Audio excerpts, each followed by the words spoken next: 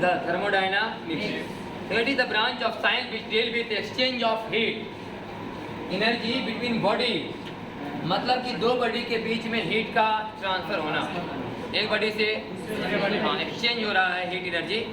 एक तो बात हम लोग पढ़े हैं कि हीट कभी लॉस और गेन नहीं होता, एक दूसरे से दूसरा फॉर्म में कन्वर्ट होता है, लिखा हुआ है। It is the branch of science which deal with exchange of heat energy between body and conversion of heat energy into mechanical energy. मतलब हीट वर्क में और वर्क, कभी आप काम करके उष्मा पैदा करेंगे और कभी उष्मा से काम होगा। जैसे कि हम लोग हीट देते हैं तो गैस का फैलना, एक्सपेंशन, ये क्या है, वर्क है कि नहीं। लेकिन कभी कभी हम लोग काम भी करते हैं, क्या पैदा होता है, उष्मा। इसे बोलो ना, हम लोग बताते हैं एग्जाम्पल कि हाथ हम लोग रगड़ेंगे तो हाथ गर्म हो रहा है, तो वर्क कन्वर्ट हो रहा है हीट, हो रहा है कि नहीं। तो वर्क हीट में कन्वर्ट हो गया तो हीट वर्क में, वही कह रहे हैं। इसी के बारे में हम लोग इसमें पढ़ें। पहले लिखा हुआ है थर्मोडायनामिक सिस्टम क्या है, करा any system which is capable, ऐसा कोई भी सिस्टम जो इस काम के लिए सक्षम है, एब्जॉर्बिंग हीट मतलब हीट को ले सकता है, और रिजेक्टिंग हीट को लॉस कर सकता है, वर्क डन बाय इट और वर्क डन या work can be done on it. इस पर काम किया जा सकता है या तो उसके द्वारा काम हो सकता है कि नहीं। वैसा कोई भी सिस्टम जो हीट को एब्जॉर्ब कर सकता है, हीट को रिजेक्ट कर सकता है, उस पर काम किया जा सकता है या वो काम बाहर कर सकता है, समझ कि नहीं। जैसे कि हम लोग बोले ना, साइकिल में हवा भरना, हम लोग काम कर रहे हैं उस पर, है कि नहीं। और कभी कभी वो भी काम करता होगा, अंदर से हवा रिलीज कर करके कुछ काम कर देता होगा। तो कभी सिस्टम पर काम किया जाएगा, कभी सिस्टम काम करेगा, कभी सिस्टम हीट गेन करेगा, कभी सिस्टम हीट लॉस करेगा। ऐसा कोई भी सिस्टम थर्मोडायनामिक सिस्टम कहलाता है। Any system which is capable of absorbing heat या रिजेक्टिंग हीट। एब्जॉर्बिंग हीट मतलब हीट प्लस में हुआ, ध्यान सुने सब बात, बाद में लिखाएंगे सर। एब्जॉर्बिंग हीट मतलब heat gain, rejecting heat loss, है कि नहीं। Work done by it minus, हमने काम किया, एनर्जी लॉस किया, work done on it is called thermodynamic system. Surrounding क्या है, एनीथिंग एक्सटर्नल टू सिस्टम, मतलब जिसके बारे में आप पढ़ रहे हैं। ऐसे हम बोले कि सिस्टम हुआ है जो हीट को एब्जॉर्ब करेगा। हीट कहाँ से लिया, जहाँ से भी लिया वो सराउंडिंग हुआ, है कि नहीं। हीट एब्जॉर्ब किया ना, तो किसका हीट एब्जॉर्ब किया, जिसका भी किया सराउंडिंग है। क्या चाहे हीट रिजेक्ट किया तो रिजेक्ट किया तो हीट कहाँ गया, जहाँ भी गया surrounding. Work done by it, work done जिसने काम किया, जिस पर काम किया सराउंडिंग है। वर्क डन ऑन इट, इस पर जिसने काम किया सराउंडिंग। मैंने सिस्टम के अलावा दुनिया का पूरा ब्रह्मांड सबको सराउंडिंग समझा जाए, है कि नहीं। क्वेश्चन का जो मेन पार्ट है वो हमारा सिस्टम होगा। सिस्टम के अलावा ये पूरा ब्रह्मांड ही क्या समझ ले, सराउंडिंग है। ठीक है, सिस्टम पूरा सराउंडिंग बराबर यूनिवर्स हो गया कि नहीं। हमारा सिस्टम और क्या बचा, बाकी सब सराउंडिंग। पूरा ब्रह्मांड के बारे में बताया जा रहा है कि सिस्टम और सराउंडिंग मतलब पूरा यूनिवर्स। मतलब आप सिस्टम को छोड़ दीजिए, बाकी हर एक चीज क्या है, सराउंडिंग, सही कि नहीं। आगे लिखा है boundary, separate system and surrounding, है कि नहीं। जो कि सिस्टम और सेपरेट करता होगा, क्या कहा था हमारा, बाउंड्री। जिससे कि मान लिया जाए किसी सिलेंडर में गैस भरा हुआ है कि नहीं। इस सिलेंडर में गैस भरा हुआ है, तो गैस जिस कंटेनर के अंदर में, कंटेनर का दीवार भी एक तरह से क्या है, बाउंड्री है कि नहीं। क्या एक तरह से बाउंड्री है, तो ये लिखा हुआ है separate system and surrounding. It can be real या इमेजिनरी।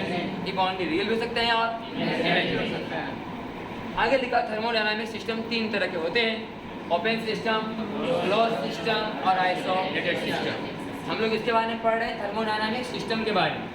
सिस्टम को छोड़ दिया जाए, बाकी ब्रह्मांड का हर एक चीज सराउंडिंग, और सिस्टम और सराउंडिंग के बीच में एक बाउंड्री है, जो कि हमें यह बात का एहसास दिलाएगा कि यहाँ से यहाँ वाला पार्ट सिस्टम और इधर का पार्ट सराउंडिंग है। ये रियल भी हो सकते हैं और इमेजिनरी भी। लेकिन सिस्टम कितने तरह के होते हैं, तीन तरह के, ओपन सिस्टम, क्लोज सिस्टम और आइसोलेटेड सिस्टम। ओपन सिस्टम वह सिस्टम है जिसमें एक्सचेंज बोथ एनर्जी है मैटर विद सराउंडिंग, जिसमें एनर्जी और मैटर दोनों क्या हो सकता है, चेंज हो सकते हैं। एनर्जी भी और मैटर भी, अंदर का मास भी कम ज़्यादा हो सकता है, एनर्जी तो करेगा, अंदर का मास भी कम ज़्यादा हो सकता है। ऐसे सिस्टम को हम लोग क्या बोलते हैं, ओपन सिस्टम। जैसे इसमें लिखा हुआ है कि ओपन सिस्टम में ना प्रेशर, टेम्परेचर, आपका वॉल्यूम, नंबर ऑफ मोल हमें इस बात का आभास कराता है कि मैटर ट्रांसफर हो रही है। Amount of substance, amount of change हो रहा है, लिखा है वेरिएबल। देखो क्लोज में लिखा है PVTU और हम N है जो लिखा है क्लोज सिस्टम, उसमें क्या लिखा है PVTU, सब वेरिएबल है। एम क्या है? कांस्टेंट। गैस की मात्रा अंदर से चेंज मैटर चेंज नहीं हुआ, सिस्टम ओपन नहीं है जो चाहे कि गैस बाहर निकल जाए या फिर चाहे तो गैस बाहर से अंदर आ जाए, ऐसा नहीं हो रहा है। मैटर मतलब अमाउंट ऑफ सब्सटेंस, गैस की मात्रा चेंज नहीं होना चाहिए, सिर्फ एनर्जी ट्रांसफर होना कौन सिस्टम का आएगा? क्लोज। और गैस की मात्रा भी चेंज हो रही, साथ साथ एनर्जी भी कौन सिस्टम। जैसे कि मान लें एक सिलेंडर हमारे पास है लोहा वाला, अंदर में गैस है, गैस की मात्रा चेंज, लेकिन लोहा वाला सिलेंडर के थ्रू अंदर में गैस की एनर्जी बढ़ सकता है। धुआं में रख दो, लोहा वाला सिलेंडर गर्म, अंदर में गैस भी गर्म, एनर्जी बढ़ गई थी नहीं, क्या मैटर चेंज हुआ? ये क्लोज सिस्टम का एग्जाम्पल। और सिस्टम हुआ क्लोज सिस्टम। लेकिन गैस में मान लिया जाए कि लीकेज हो, मान लिया 2 मोल गैस बाहर निकल रहा है, 4 मोल गैस अंदर जा रहा है, कि कौन सिस्टम हो गया? Open system. गैस की मात्रा भी चेंज हो रही है, तो ये लिखा हो ओपन सिस्टम में एक्सचेंज दोनों हो सकते हैं, मैटर भी और एनर्जी भी। क्लोज में मैटर एक्सचेंज नहीं होंगे, फिर एनर्जी एक्सचेंज होगा। अगर हम लोग मतलब बात करें अपने गैस के सिद्धांत पर, तो फंक्शन में आइए तो pressure, volume, temperature, number of mole, और यू का मतलब पोटेंशियल एनर्जी। यू मतलब हाँ इंटरनल एनर्जी बोलते हैं यहाँ पर, क्या बोलते हैं? ध्यान सुनना, गैस के अंदर में 2 एनर्जी होते हैं, पोटेंशियल एनर्जी और काइनेटिक एनर्जी। पोटेंशियल एनर्जी और काइनेटिक एनर्जी, लेकिन गैसों के अंदर में पोटेंशियल एनर्जी का कभी जिक्र हम लोग हल्का समझेंगे। गैस का इंटरनल एनर्जी बराबर गैस का काइनेटिक एनर्जी। बात समझ आ रहा है? पहले बात गैस का इंटरनल एनर्जी बराबर गैस का, हम जब पढ़ रहे थे काइनेटिक थ्योरी ऑफ गैसेस दिखाया गया था कि गैस के मॉलिक्यूल के बीच में अट्रैक्शन और रिपल्शन किस तरह का फोर्स काम सिर्फ वही फोर्स काम करता है जब ये मतलब आपके मॉलिक्यूल दीवार से टकराते हैं तब तक फोर्स काम करता है, उसके अलावा कभी फोर्स काम नहीं करता। इसलिए गैस के मॉलिक्यूल्स के अंदर में अट्रैक्शन और रिपल्शन, इसलिए कोई पोटेंशियल का मैनेजर इसमें होने वाला मतलब समझ लो कि गैस के अंदर से कौन एनर्जी है? Kinetic energy. और गैस की काइनेटिक एनर्जी को हम लोग नाम देंगे इंटरनल, मतलब internal energy is function of temperature, क्योंकि kinetic is function of temperature. सही कि नहीं? हम जब टेम्परेचर को डिफाइन कर रहे थे शुरुआती दौर में काइनेटिक थ्योरी ऑफ गैसेस में पहला हुआ कि टेम्परेचर क्या चीज़ है, हम लोग बताया था कि गैस के अंदर के मॉलिक्यूल का चार्ज अगर ज़्यादा है तो समझ लीजिए उसका टेम्परेचर का वैल्यू भी ज़्यादा होगा। ऐसे भी VRMS बराबर 3RT/m, 3RT/m। टेम्परेचर ज़्यादा रहेगा तो आपका जो है वेलोसिटी का मान क्या आएगा? ज़्यादा है कि नहीं? इसका मतलब internal energy is function of temperature, है कि नहीं? Internal energy function of kinetic energy और काइनेटिक फंक्शन ऑफ टेम्परेचर। सही कि नहीं? टेम्परेचर ज़्यादा, वेलोसिटी ज़्यादा, मैं इंटरनल एनर्जी का मान भी ज़्यादा। तो यू लिखेंगे तो पोटेंशियल मत समझना, इंटरनल एनर्जी, लेकिन रास्ते में कौन छुपा हुआ है? काइनेटिक। तो लिखा हुआ है कि सब नहीं चेंज होंगे, लेकिन इसमें n कांस्टेंट रहेगा, बाकी सब क्या होंगे? चेंज होंगे। एनर्जी से चेंज होना है, वही यू मैंने काइनेटिक एनर्जी, यहाँ पर बोलेंगे internal energy. Isolated system, exchange neither energy nor matter with surrounding, है कि नहीं? तुम लोग सुना होगा कभी ने आइसोलेटेड चार्ज में आइसोलेटेड चार्ज, आइसोलेटेड स्फीयर, उसके आसपास पूरे स्फीयर आइसोलेटेड वॉल जो न तो हीट ट्रांसफर करने में सक्षम नहीं है, अंदर का हीट अंदर रहेगा और बाहर का हीट तो बोलते हैं आइसोलेटेड। जैसे कि हम लोग का जो मान लिया जाए कि थर्मस मान लो, जिसके अंदर पानी गर्म करके रख दी, उसको सराउंडिंग से कोई लेना देना नहीं है। सौदे में तापमान डाउन हो जाए, बढ़ जाए, तो कोई लेना देना अपने आप में वो आइसोलेटेड सेपरेट, लेकिन वो कभी अपना हीट ट्रांसफर बाहर नहीं कर सकता है। इसको बोलते हैं isolated system. Isolated system neither exchange energy nor matter with surrounding. लिखा है वेल इंसुलेटेड फ्लास्क, लिखा ना एकदम अच्छा ढंग से इंसुलेटेड किया हुआ फ्लास्क, जिसके अंदर से न कभी उष्मा बाहर जाएगी न तो बाहरी उष्मा के कारण अंदर कोई प्रभाव आएगा। पूरा ब्रह्मांड हमारा क्या है? आइसोलेटेड सिस्टम है। पहले बताया था जब हम कंजर्वेशन ऑफ चार्ज पढ़ रहे थे, कंजर्वेशन ऑफ हाँ, अगर पूरे ब्रह्मांड को एक सिस्टम मान लो फिर बचा कौन से? जो कुछ बढ़ना बिगड़ना है, इसी में बढ़ना बिगड़ना एनर्जी का, एनर्जी कन्वर्ट होना है किसी मैंने एक फॉर्म से दूसरे फॉर्म में, लेकिन रहना तो ब्रह्मांड में है ना। तो ब्रह्मांड एक आइसोलेटेड सिस्टम है, टेम्परेचर की भाषा में भी बोलो और चार्ज की भाषा में। लिखा है थर्मोडायनामिक्स वेरिएबल। इस थर्मोडायनामिक्स में कौन कौन वेरी करेंगे? तो प्रेशर वेरी करेंगे P V N P U. अगर सभी वेरी करें तो ओपन सिस्टम, एन छोड़ के वेरी करें तो क्लोज सिस्टम। और मान लिया जाए कि नहीं एनर्जी एक्सचेंज में नो मैटर तो iso. Relation between the thermodynamics variable PVT of the system is called equation of a state। पढ़ा हुआ है ये सब बात कि प्रेशर, वॉल्यूम, टेम्परेचर इसमें क्या रिलेशन है? बोले PV बराबर एनआरटी, PV बराबर हाँ ऐसा बात सुने पढ़ लिया हम लोग। 22 ला 4 ला ग्रीसाक्स ला हो गया ना। और हर एक लॉ का वैलिड है। ये बात लिखा होता था कि गैस की नियत मात्रा, याद रही बात, गैस की हाँ हम जब भी लिखते थे PV बराबर एनआरटी पहले लिख के बताए थे आपको। अब याद क्या है? बोले कांस्टेंट। और दूसरा बात ये भी लिखते थे कि गैस की नियत मात्रा बोला गया, इसका मतलब एनवी कांस्टेंट, यानी जो कुछ हो रहा है PV और T में हो रहा है कि नहीं?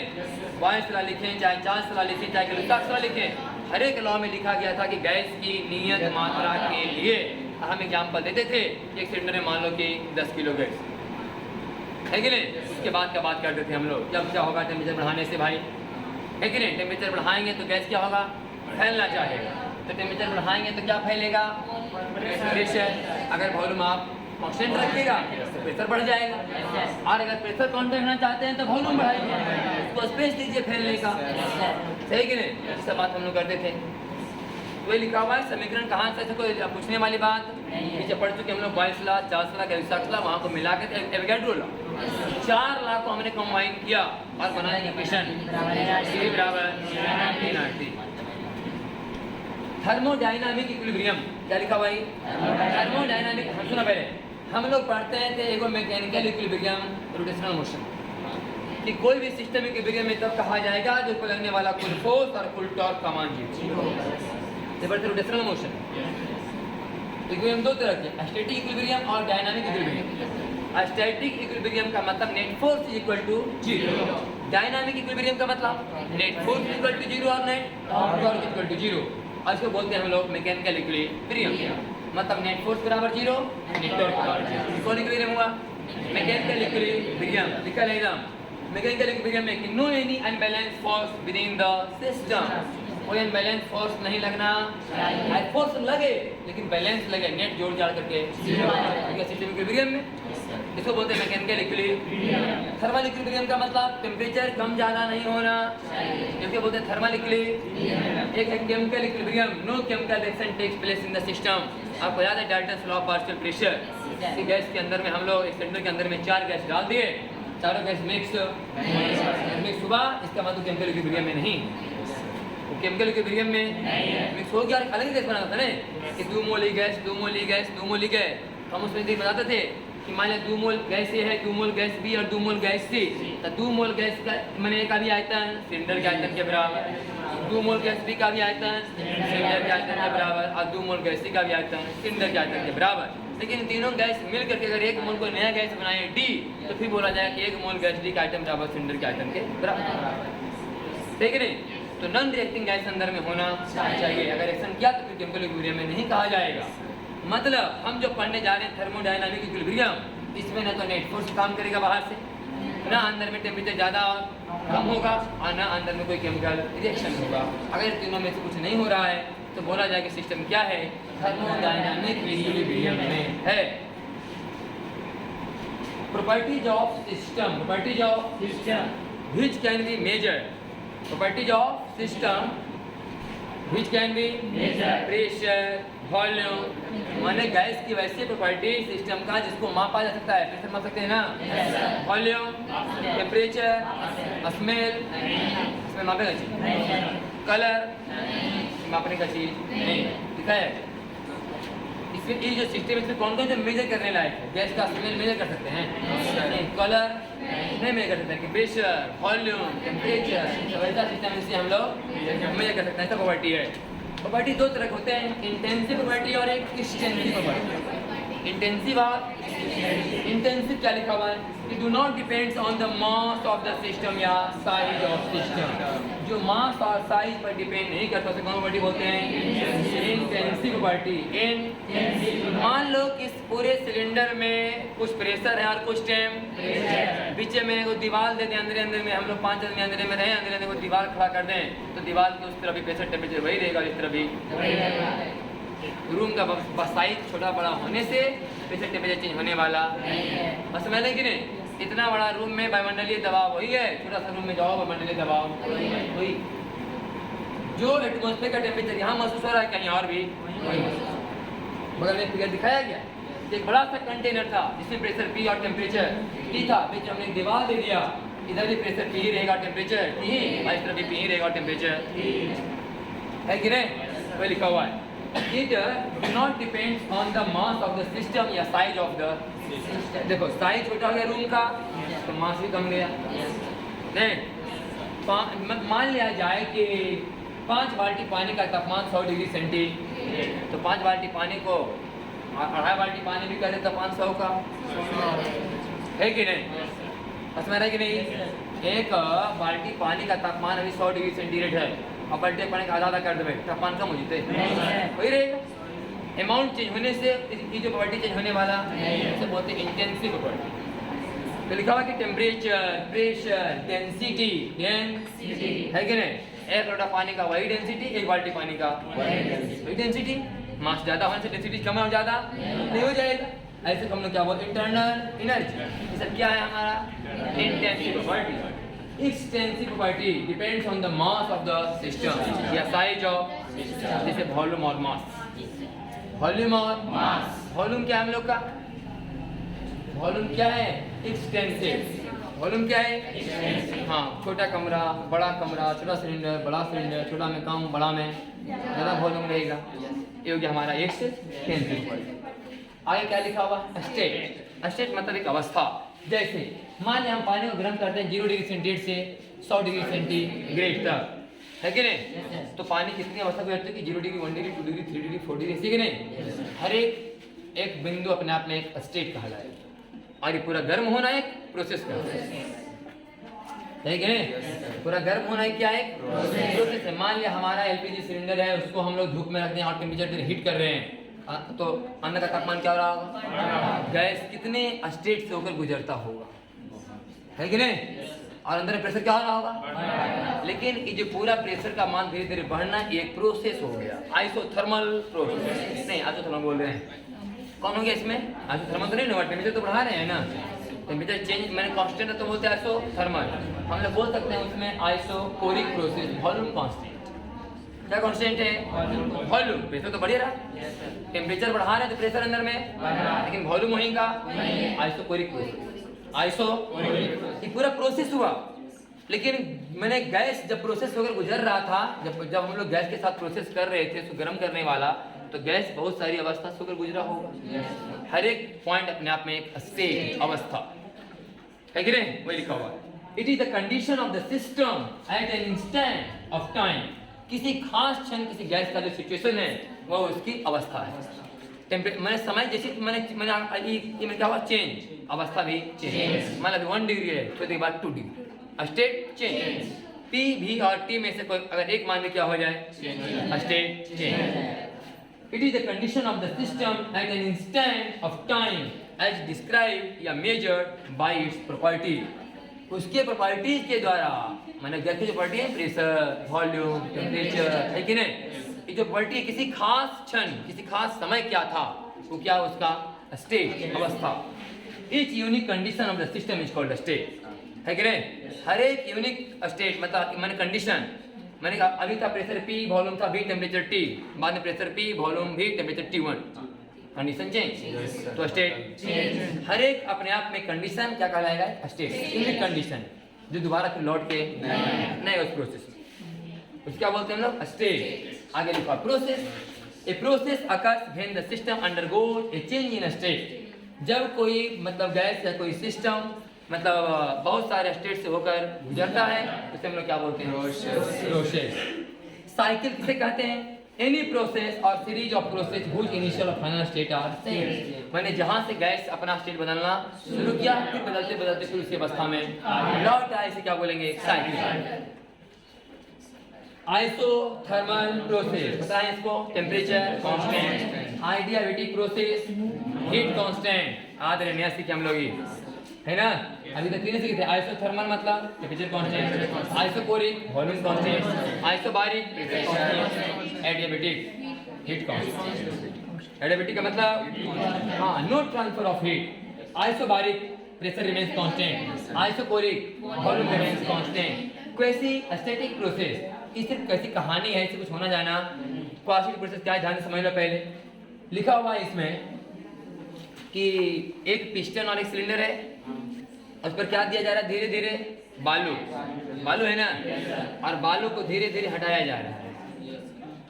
बालू उस पर है ना, धीरे धीरे बालू उस पर से धीरे धीरे सिलेंडर कहाँ जाएगा? ऊपर जाएगा ना, और ऊपर में दुगुन है, साइड से सपोर्ट लेवल है, वहां तक जाके रुक जाएगा।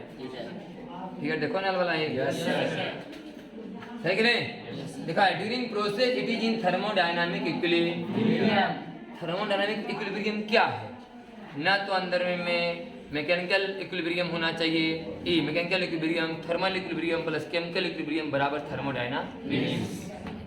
क्वासी स्टैटिक प्रोसेस का मतलब ऐसा प्रोसेस जो इतना स्लो हो, इतना स्लो हो कि कुछ एक्सचेंज होने का मौका पता ही नहीं चला कि प्रोसेस हो रहा है कि नहीं, बहुत धीरे धीरे हो। वही लिखा हुआ है कि एक पिस्टन पर बालू रखा और बालू धीरे धीरे सरक रहा है, धीरे धीरे गिर रहा है, सुना है कि नहीं? तो धीरे धीरे पिस्टन उठ रहा होगा, लेकिन कोई देख के बता नहीं सकता कि पिस्टन मोशन में है, सही कि नहीं? ऐसे बोलते हैं क्वासी स्टैटिक प्रोसेस। आगे लिखा बर्डन बाय आइडियल गैस। हमें इस चैप्टर में क्या पढ़ना पता है? सुन लो पहले। थर्मोडायनामिक सिस्टम वह सिस्टम है जो हीट एक्सचेंज करता है, जो हीट एब्जॉर्ब करेगा, हीट रिजेक्ट करेगा, वर्क डन उस पर होगा, वर्क डन वो करेगा। कहानी दो ही पढ़ना है, वर्क और हीट। तो हीट तो पढ़िए लिए, mx डेल्टा टी और nml। अगरों में पढ़ेंगे sp और sp करते रहेंगे। q बराबर ms डेल्टा टी में कभी कभी sp कभी कभी हाँ। Isobaric process sp, isochoric process sp, heat ध्यान से आ जाएगा। और कभी कभी q बराबर, बहुत अच्छा सवाल देगा टफ, तब जाके यहाँ पर लास्ट में बात होगा इस पर, अभी देखिए इस पर बात होगा, चाहे इस पर नहीं बात होगा तो इस पर बात होगा। NCV डेल्टा m लिखाएगा तो s, n लिखाएगा तो c, है ना? Process change CPCB change. ये कहानी कहाँ से आएगा? हीट की तरफ से सपोर्ट करेगा हमको। और हम पढ़ने जा रहे हैं क्या निकालने के लिए? वर्क। वर्क निकालने के लिए पढ़ने जा रहे हैं। हीट के बारे में पढ़ाई हो चुका है, और डिटेल पढ़ेंगे इसमें। जैसे जैसे प्रोसेस चेंज होगा, नाम यहाँ चेंज होगा ना, CP और CV, और एक क्या बचा? Internal energy. इंटरनल हाँ, कोई भी ऐसा आज तक मशीन बना नहीं जितना हीट ले उतना काम कर ही दे, है कि नहीं? समझ कि नहीं? कोई भी ऐसा मशीन आज तक बना नहीं जो जितना का हीट ले उतना काम कर ही देगा। इसका मतलब कुछ अपने इंटरनल एनर्जी में भी लॉस है। तीन को तो पढ़ेंगे। First law of thermodynamics, Q बराबर W प्लस U। हीट लिए, कुछ काम किए, कुछ अपना एनर्जी खुद लगाए, है कि नहीं? आप जितना का खपत की अपने अंदर में खाना खाए, पूरा एनर्जी का पढ़ रहे हैं, तो शरीर भी लॉस है। हीट लिए बराबर internal energy plus work, first law of thermodynamics. बाकी अपना है हीट कहाँ से निकालेंगे, बर्डन कैसे निकालेंगे, बाकी जो बचेगा इंटरनल एनर्जी जो कि फंक्शन है टेम, याद मोटा मोटी बात बता देता। आइसोथर्मल प्रोसेस, बोले एनर्जी एनर्जी वाला कहानी गोल। चल isothermal temperature constant, temperature constant तो समझ लो कि मैंने इंटरनल एनर्जी भी कांस्टेंट, बढ़ने होने वाला। मैंने जितना हीट लिया पूरा का काम हो, जितना हीट लिया पूरा का। इसलिए तो हम लोग बोलते हैं ना लेटेंट हीट, गुप्त ऊष्मा, वो पूरा हीट का काम ही कर देता है। टेम्परेचर बढ़ाने में खपात नहीं करता। बर्फ को आप पानी में कन्वर्ट कर रहे हैं तो बस अपना काम कर रहा है, हीट से काम हो रहा है, अपने अंदर में एनर्जी लॉस नहीं कर रहा, अपना टेम्परेचर नहीं बढ़ा रहा। तो इसका मतलब टेम्परेचर कांस्टेंट तो इंटरनल एनर्जी का मान। दूसरा बात, वॉल्यूम कांस्टेंट तो बर्डन कांस्टेंट। मैंने बर्डन गैस से जरा तभी कहा जाता है जब गैस फैलते हैं या फैले, work done by gas, work done on gas, volume में वर्क डन बाई सिस्टम, फैलेगा gas, burden on system, system मतलब गैस समझ, सिस्टम मतलब गैस पर काम हो रहा, बर्डन बाई सिस्टम, ओ गैस एक्सपैंड हुआ, वॉल्यूम बढ़ा, गैस ने काम किया, सिस्टम ने काम किया। Burden on the system, compression, क्या होगा? नेगेटिव में आएगा बर्डन, क्योंकि मैंने बर्डन बाई गैस होता है pressure into change in volume, pressure into change in volume. समझ लो पहले, यही इसमें दिखाया गया मैं, यही फॉर्मूला प्रूफ है पेज नंबर 6 और पेज नंबर 7 में, देख लो पेज नंबर 7 का लास्ट में लिखा हुआ है ना, pressure into change in volume है लिखल के नहीं? ध्यान सुनो यार, pressure into change in volume बराबर क्या होता है? Work done. Velocity into time बराबर क्या होता है? डिस्प्लेसमेंट। लेकिन अगर वेलोसिटी समय के साथ तो vdt का इंटीग्रेशन, अगर प्रेशर वॉल्यूम के साथ साथ चेंज हो तो pdv का इंटीग्रेशन, v1 से लेकर के बर्डन का फॉर्मूला है कि नहीं? अभी ने पढ़े भाई, हीट बराबर ms डेल्टा टी, कि तब जब इसका मान टेम्परेचर के साथ साथ कांस्टेंट रहे, टेम्परेचर लाख बढ़ जाए इसका मान बदलना तब तक ms डेल्टा टी। लेकिन अगर इसकी जब function of time ms dt का इंटीग्रेशन t1 से लेकर के t2 तक, समझ गए नहीं? तो मेन बर्डन का फॉर्मूला है p dv का इंटीग्रेशन। अब बाकी p का फॉर्मूला क्या रखाएगा? है ना? और प्रोसेस तय करेगा कि इसमें कौन कांस्टेंट है और कौन वेरिएबल। सारा बात के मेन बर्डन का फॉर्मूला ये आपके पास, पीडीवी का, जब भी बदला जाओ यही लगाओ पीडीवी का इंटीग्रेशन, बाकी प्रेशर तुम तय करो। अब तुम ही बताओ कि वॉल्यूम कांस्टेंट रहेंगे, बर्डन का मान 0, वॉल्यूम कांस्टेंट, टेम्परेचर ना यहाँ चेंज होगा तो हीट क्या है? 0 है कि नहीं? टाइम नहीं यहाँ चेंज हो तो डिस्प्लेसमेंट क्या हो? तो यहाँ पर वॉल्यूम ही नहीं चेंज हो, बर्डन का मान क्या हो? वॉल्यूम कांस्टेंट बना आइसोकोरिक प्रोसेस। आइसोकोरिक में कौन कांस्टेंट? बर्डन कांस्टेंट, मैंने बर्डन 0। आइसोथर्मल में हीट 0 है कि नहीं?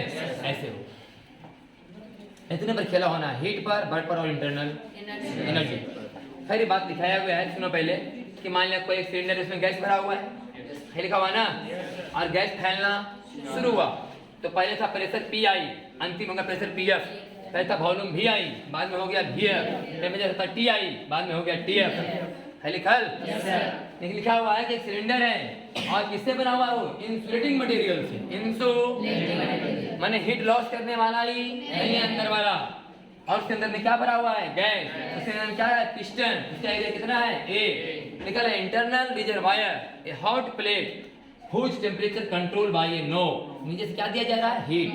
देखो प्लेट रखल है, तावा, तावा पर सिलेंडर को रखल है, नीचे में एक नॉब है जिससे हम हीट को कंट्रोल कर सकते हैं। तो गैस फैल रहा है कि नहीं? वही लिखाया गया कि एक तावा पर रखा हुआ है, तो बोलते हैं थर्मल रिजर्वायर। क्या बोलते हैं? थर्मल रिजर्वायर क्या होता है? एक हॉट प्लेट होता है, एक हॉट कुछ temperature control by a knob, एक नॉब के द्वारा उसके टेम्परेचर को कंट्रोल किया जा सकता है। उस पर हम क्या लिखे हैं? सिलेंडर। तो गैस फैलना शुरू हुआ, प्रेशर पहले P आया था, प्रेशर PF हो गया है, पहले वॉल्यूम V था, वॉल्यूम VF, माने गैस का एक इनिशियल स्टेट है PI PF, PI VI TI, ये क्या है? एक स्टेट।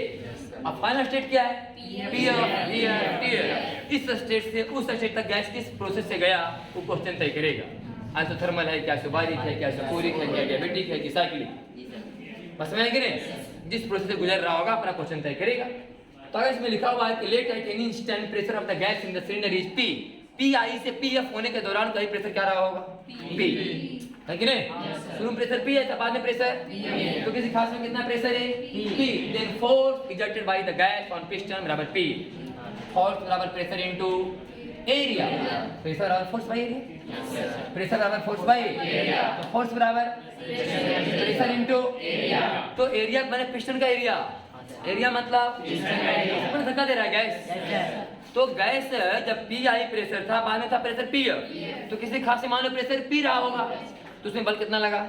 PA। कितना बल लगा? और वो PA बल लगने से सिलेंडर थोड़ा सा, जब पिस्टन थोड़ा सा हल्का सा ऊपर फेंकाया, कुछ तो चढ़ा होगा, लिखा हुआ है कितना चढ़ा? DX। देखो लिखा है लिखल। ये आपका सिलेंडर है, ये आपका यहाँ पर पिस्टन है। कुछ समय का बात है जब यहाँ प्रेशर कितना लग रहा था? P। शुरू में पिस्टन यहाँ था कि नहीं? यहाँ प्रेशर कितना था? PI। यहाँ से धक्का मार रहा है, स्टेट चेंज हो रहे हैं, तभी खास में कितना प्रेशर है P, इसका एरिया कितना है A, नीचे से फोर्स कितना लगा F बराबर P, F बराबर और तब उस कारण से सिलेंडर यहाँ से हट के थोड़ा सा ऊपर आ जाए, पिस्टन कितना ऊपर आया dx, ये dx इतना कम है, इतना कम ताकि हम यह मान लें कि इस स्टेट से इस स्टेट तक जाने में प्रेशर चेंज नहीं हुआ थोड़ा देर के लिए। जब हम लगाते हैं v dt तो यह मान के लगाते हैं ना कि वेलोसिटी का मान dt समय तक चेंज होने के दौरान कांस्टेंट रहा हो, है कि नहीं? ये वेलोसिटी कांस्टेंट रहा कितना समय तक dt समय तक, ये प्रेशर कांस्टेंट रहा कितना समय तक, तो बटे बराबर force into displacement, force into IA into dx बराबर dv, A इनटू dx बराबर, ये बात तो लिखा गया है कि when the piston is pushed outward a very small distance dx, then bottom बराबर dw बराबर f dx, f बराबर pa dx बराबर pdv, है लिखा ना? और पूरा बटन बराबर pdv का एंट्री इनिशियल वॉल्यूम से लेकर के समझ आ रहा है कि नहीं? बर्गडन का ठोस फार्मूला यही हुआ, जब कुछ बेसिक नहीं पता चले यहीं से शुरू कर देंगे एकदम निकाल के, और निकाल के आपको फिर याद करवा देंगे कि कांस्टेंट वॉल्यूम रहेगा तब बटन याद कर जाओ, कांस्टेंट प्रेशर रहेगा, कांस्टेंट प्रेशर तो P V2 माइनस V, चला velocity constant V into T2 minus T1 बराबर डिस्प्लेसमेंट, है कि नहीं? Velocity constant V into T2 minus बराबर displacement, pressure constant P into V2 minus V बराबर बर्गडन, आइसोकोरिक में बर्गडन 0, आइसोथर्मल में P के बदले लगाएंगे nRT/V, तो 1/V का इंटीग्रेशन होगा log ये बड़ा भी का। ऐसे ही अलग अलग प्रोसेस में अलग अलग बटन निकाल के पहले मार लेंगे। बटन का कहानी हीट के बारे में तो क्लियर है, फिर से पढ़ा होगा हीट का, वही फिर से पढ़ाएंगे, फिर से हीट, मोलर हीट, लेकिन फिर प्रोसेस बाय प्रोसेस पढ़ाएंगे ना। जैसे ई पढ़ाए जनरल पर, क्या पढ़ाए हैं, फिर प्रोसेस बाय प्रोसेस, उस प्रोसेस में कौन सी होगा आंसर, उस प्रोसेस में क्या होगा आंसर, और उससे हीट पढ़ाएंगे, और फिर प्रोसेस बाय प्रोसेस हीट का फॉर्मूला निकाल देंगे, फलाना प्रोसेस में लगा तो फॉर्मूला लगाना, समझ गए नहीं? और फिर इंटरनल एनर्जी पढ़ा लेंगे एक बार अलग से, फिर तीनों को जोड़ेंगे, फर्स्ट लॉ ऑफ थर्मोडायनामिक्स तैयार, हीट बराबर change in internal energy plus work, सही कि नहीं? ये हो गया पीट मिनटो डीवी का इंटीग्रेशन, लिखा हुआ इंटीग्रेशन मतलब area under PV diagram on volume axis gives work done. अब ये काइनेटिक थ्योरी ऑफ गैसेस काम आएगा जब हम लोग वॉल्यूम टेम्परेचर ग्राफ को मैंने पीवी में कन्वर्ट करते थे, फर्स्ट लॉ इसमें काइनेटिक थ्योरी ऑफ गैसेस में सिखाते थे ना कि बेसिक मैंने कैसे बदलना है वीटी ग्राफ को पीवी ग्राफ। हम लोग हमेशा कोशिश करेंगे कि ग्राफ इसके बीच आ जाए, पीवी के बीच, तो एरिया निकाल देंगे, बटन कहानी खत्म। बटन निकालने में ग्राफ मदद करेगा, सही कि नहीं? प्रेशर वॉल्यूम माने वॉल्यूम और टेम्परेचर के बीच ग्राफ की चले, उसको बदल लेंगे प्रेशर और बस ग्राफ निकाल देंगे, एरिया हो गया वर्क डन। यहाँ से भी सुविधा होगा हम लोग को बटन निकालने में, समझ में कि नहीं? बगल में क्या लिखा है कि बस वही सब बात लिखा रहे हो जो हम लोग कहे हैं, फॉर स्मॉल dx f बराबर pa is nearly constant but in actual p depends upon process. p का मान तो कांस्टेंट मान लिया गया है ना, लेकिन वास्तव में p तो वेरिएबल है। जैसे हम लोग वेलोसिटी मानते हैं vdt का इंटीग्रेशन, तो v कांस्टेंट रहता है, मान आ जाता थोड़ा देर के लिए कांस्टेंट, और फिर थोड़ा देर क्या मान लिए कांस्टेंट, लेकिन p तो वेरिएबल है और डिपेंड्स अपॉन प्रोसेस कि p का मान क्या होगा, जैसा प्रोसेस वैसा p का मान आएगा।